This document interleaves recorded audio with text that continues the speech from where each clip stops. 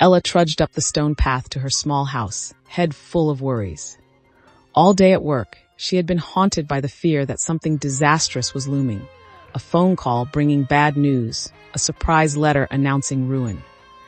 She pictured herself losing her job, or getting sick, or disappointing those she loved, even though nothing in her immediate life suggested any such crisis. That night, Ella found a faded book of ancient letters she had once inherited. One particular letter, penned centuries ago by a philosopher named Seneca, caught her eye. She sat by the lantern, reading how the old sage had warned a younger friend about groundless fears. The words leaped off the page. There are more things likely to frighten us than to crush us. We suffer more often in imagination than in reality. Ella blinked, almost feeling as if Seneca were addressing her personally. The letter urged its reader not to be unhappy before danger arrived, for the simple reason that it might never arrive at all. Her heart pounded. She reflected on how often she let her mind weave anxious stories about tomorrow. Seneca's letter showed example after example of people fretting endlessly over possibilities that never happened, or that turned out far gentler than they had feared. Ella thought of her own life, how often she lost sleep, anticipating heartbreak or failure, only to discover that the situation, once faced, was entirely manageable. The letter read, "Some things torment us more than they ought. Some torment us before they ought, and some torment us when they ought not torment us at all." She realized how many of her worries fit into that description. Perhaps her boss's brief frown had nothing to do with her performance, or the strange noise in her car was just a twig caught in the wheel. Late into the night, Ella kept reading. Seneca discussed how fear narrows our perspective. We assume the worst is certain, even though hope or mere uncertainty might serve us better.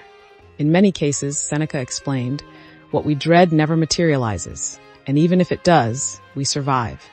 The mind at times fashions for itself false shapes of evil when there are no signs that point to any evil. Life is not worth living if we indulge our fears to the greatest possible extent. In her mind, Ella replayed the small, trivial triggers that had set off her anxiety that day. A coworker's brief silence, a headline flashed on the television. Every minor signal became proof of danger. Yet none of it was real in that moment. None proved calamity was guaranteed. Seneca advised balancing fear with hope, reserving one's energy for actual problems, not imaginary ones. Finally, the letter ended on a quote from someone else long gone, a philosopher named Epicurus. "The fool, with all his other faults, has this also. He is always getting ready to live." Ella's eyes filled with tears as she reread those words. It felt like a quiet rebuke, a gentle nudge.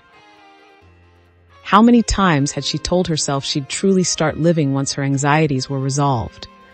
How many moments had she missed, busy bracing for a blow that never arrived?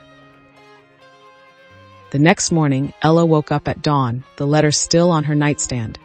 She went about her day, but something in her spirit felt lighter. Yes, she still noticed the old gnawing thoughts. What if? But she countered them with Seneca's wisdom, recalling that she didn't need to suffer 1,000 times in imagination. Whenever she felt fear creeping in, she paused and asked herself, has this calamity truly happened now? If the answer was no, she took a deep breath and gently reminded herself not to borrow trouble from the future.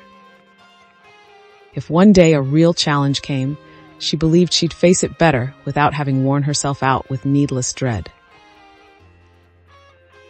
Over time, Ella found she was sleeping better. She began enjoying small things: a walk in the park, a conversation with a neighbor, a good book by the fire. Each of these moments felt richer now that she was not forever scanning for danger. She still made practical plans and saved for emergencies. She wasn't reckless, but she no longer allowed her thoughts to spiral around imaginary disasters. Months later, a mild crisis did arise, a sudden repair bill for her car. Normally, Ella would have panicked. Instead, she calmly sorted out the payment plan, reminded herself that she had friends and resources to help if needed, and moved on. She noted how different this felt, steady, clear-headed, compared to her old anxiety. She had grown more resilient by not exhausting herself with what-if scenarios. And so, Ella lived with the old philosopher's counsel written in her journal. There are more things likely to frighten us than there are to crush us. She carried that line everywhere, repeating it whenever her imagination threatened to run wild. The calmer her mind became, the more energy she had to meet life's real challenges. No longer was she always getting ready to live. She was finally living,